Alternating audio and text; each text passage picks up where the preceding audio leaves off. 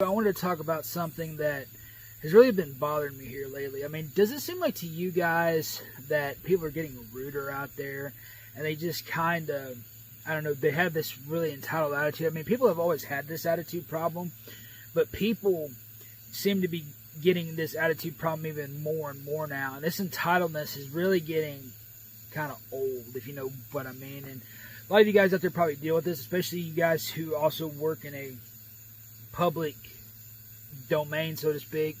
You work in a store, it's a customer service based industry, and it just amazes me like how people say that that's part of the job. Like, oh, that's just part of your job. Getting harassed is not part of your job, and you shouldn't have to put up with that, guys.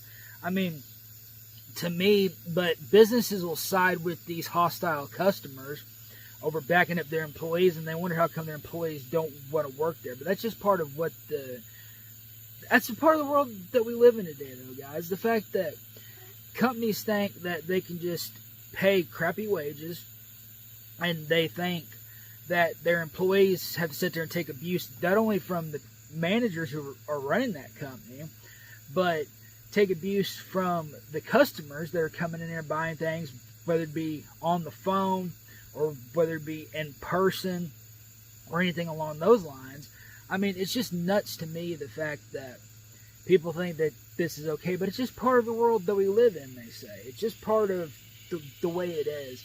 But I'm making this blog tonight just to kind of talk about some things that have been on my mind here lately about this. And it's just insane to me. And it's no wonder that places like that, like what I'm talking about, they always have hiring signs, or they expect the other employees that don't quit to pick up the slack of that. And that is just one thing that has been on my mind. The other thing is how your upper management will always get bonuses, or they'll get consistent pay raises, but the people actually doing the work that makes the company the money.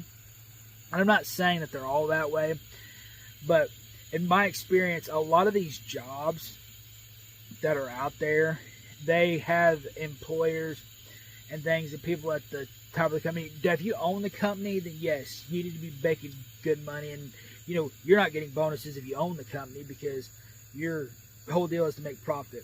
But when you got a CEO who's getting 30-40 million dollars a year in bonuses, and your other employees are struggling and can't even afford a place to live, and I'm talking about the very basic places to live, and they can't afford to buy food. And I'm not talking about going out and eating steak dinners. I'm talking about just going out and buying basic foods like cans of soup and things along those lines. But they're getting these massive tens of $million a year bonuses. Or even like a good example of this is like the other day, there's a company I've seen where they said that they were giving the GMs a $10,000 a year pay raise, actually in the store. So that is just nuts to me. The fact that it's just crazy to me, the fact that places like that and people like that who are already making such good money and can live comfortably already get all the extra money, or companies will waste money on certain programs and things like that instead of, and by programs I mean like secret shopper programs, and I mean programs along those lines. I'm not talking about programs like that actually benefit the employees, like paid time off and things along those lines. And don't even get me started about the paid time off thing, because Flex PTO got overturned and part-time workers were able to accumulate that, but not anymore in the state of Missouri.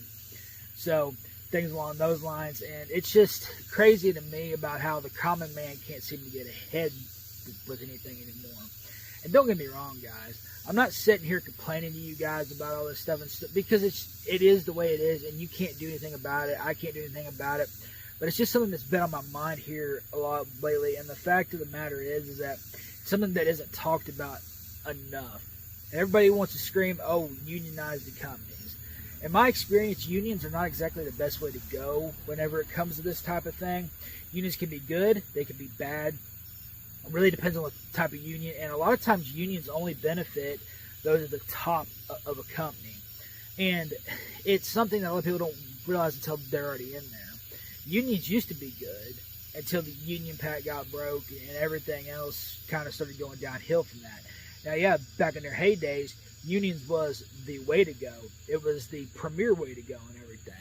But that's just something that I wanted to talk about kind of in the beginning of this video, to kind of kind of get out there and say, though, that it doesn't really make a lot of sense to me. Of course, nothing in this world actually makes sense anymore, because it seems like what is wrong is now considered right, and what was right at one time is now considered wrong. Or the more wrong you do, the further ahead you get, while the people trying to do the right thing all the time. And you should always do the right thing, guys. This is something that also bothers me, is people become, they're too easily corrupted. They're too easily able to slide over and do things that they shouldn't be doing and things like that. Don't ever become that person, guys. There is a lot of good still out there in the world. Problem is, all you ever hear about is the negative. You got to get out of that mindset. You got to turn off the news, and you got to get out here.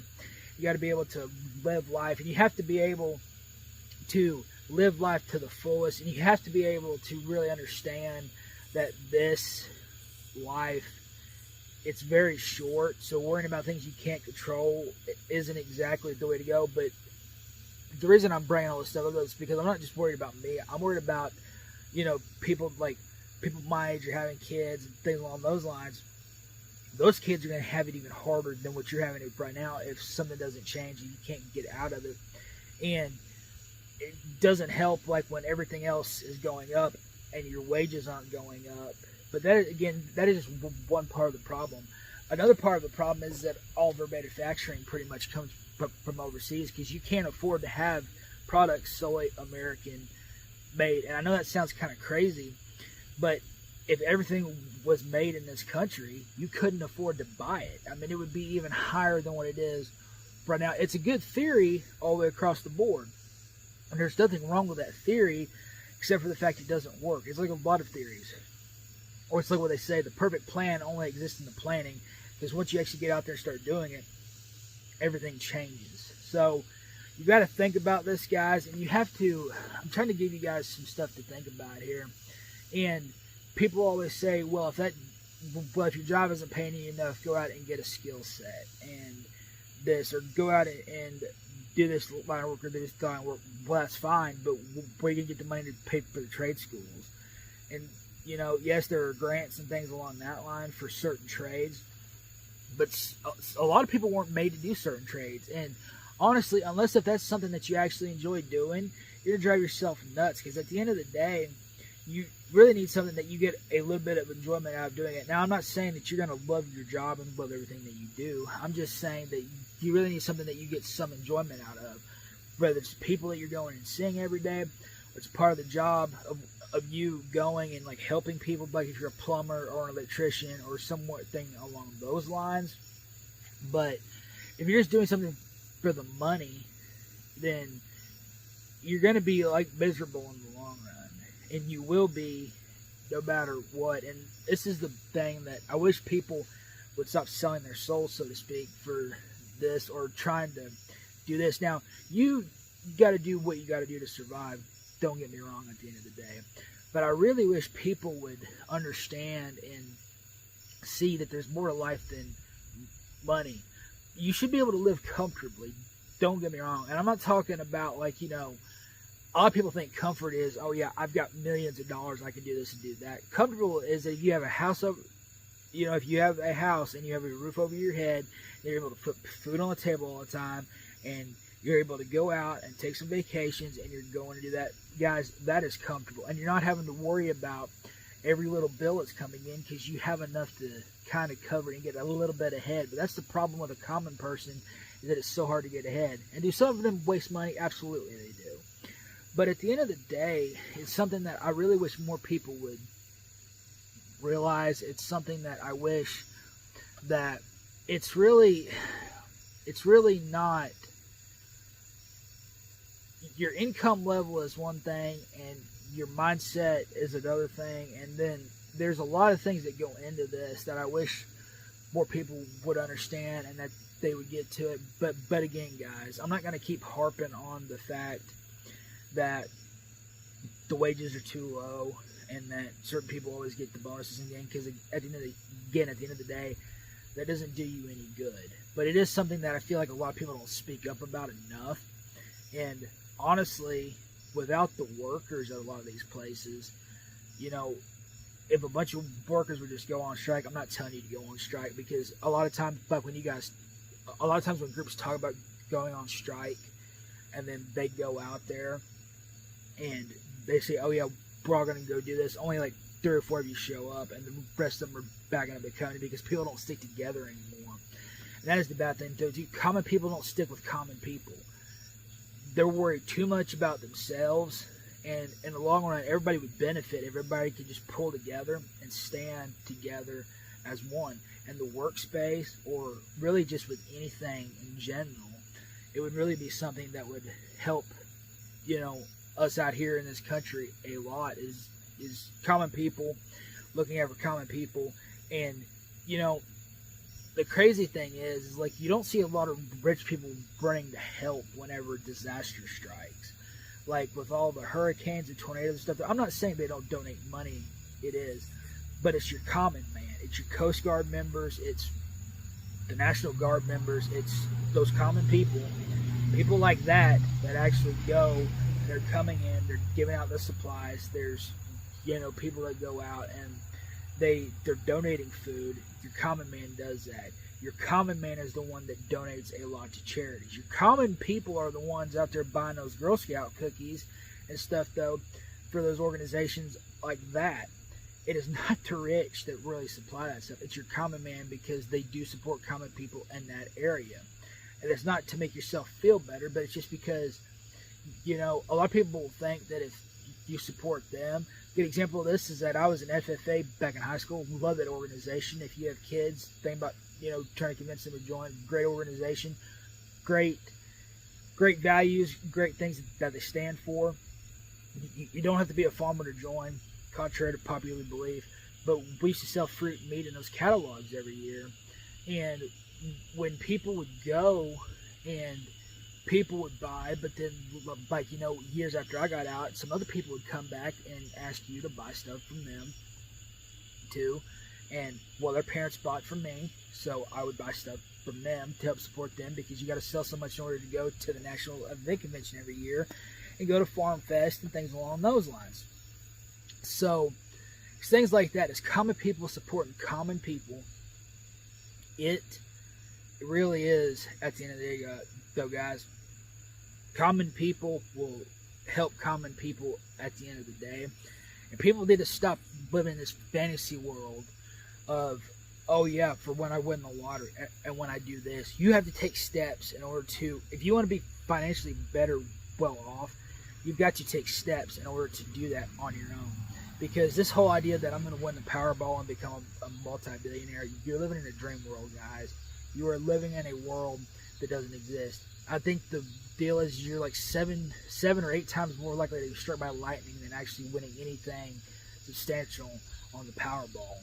So think about that at the end of the day. Of course, the Powerball is pretty big right now, and I understand that nobody's won the big one yet, so you never know. I mean, I'm not saying don't play, but don't get your hopes up too much, because, there was several people who won $150,000 and $2 million and $1 million and all kinds of other things on the Powerball the other night. So I'm not saying it can't happen, but the odds of it happening are very, very unlikely. But if you don't play, you can't win if you don't play. But at the same time, that's also good advice though too, that if you don't put forth effort into doing anything, just like if you don't buy that ticket, you can't win. You won't win in life unless if you're willing to put forth the effort to achieve what you're out to achieve there. And that is just something that I wish more people would get in the mindset of, because too many people are sitting back waiting on handouts. Too many people are sitting back and waiting on everything to be handed to them, and too many people just want everything to be given to them. And at the end of the day, though, guys, that's not good. That's not something that you should be wanting for yourself. Now, some people have serious medical issues and they have to. And I'm not talking about like disability and people doing this and taking all the government handouts. I'm talking about people that have big dreams, whether it be being an actor or a musician or starting their own business, but they don't ever do the most important thing, which is actually starting. You can sit there and plan it until you're blue in the face and have the perfect plan lined up. But if you never start, you're never going to get there. You got to plan it.